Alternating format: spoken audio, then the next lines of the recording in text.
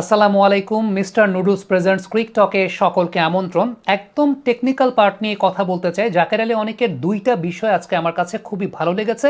উন্নতির সাইনটা একেবারে লক্ষণীয়। সেটা হচ্ছে প্রথমত অফ সাইডের শটের রেঞ্জটা বেড়েছে জাকের আলী অনেকের, অর্থাৎ এই জায়গাটা একটা দৃশ্যমান উন্নতি আমরা দেখতে পেয়েছি। নর্মালি জাকের আলী অনেকের ব্যাটিংয়ের একটা অন্যতম বড় লিমিটেশনের জায়গাটা আমরা যেটা বলি সেটা হচ্ছে অনেক বেশি মাত্রায় অনসাইড ওরিয়েন্টেড প্লেয়ার। আমরা দেখতে পাই যে যেহেতু জাকের আলী অনেক সাফল করে অফ স্ট্যাম্পের অনেক বাইরে চলে আসেন, বোলারকে আগে থেকে একটা ইন্ডিকেশন দেন, বোলারও তাকে আউটসাইড অফ স্ট্যাম্প বল করে ডিসিভ করেন এবং তার ক্যারিয়ারের ইনিশিয়াল স্টেজে, এই বছরই তার ডেবিউ হয়েছে, ইনিশিয়াল স্টেজে আমরা দেখেছি যে ওই আউটসাইড অফ স্ট্যাম্প বা ওয়াইড আউটসাইড অফ স্ট্যাম্প বলগুলোতে অফ সাইডে শটের রেঞ্জ খুব বেশি না হওয়ার কারণেই কিন্তু অনেক ক্ষেত্রে তিনি ডিসিভড হয়েছিলেন।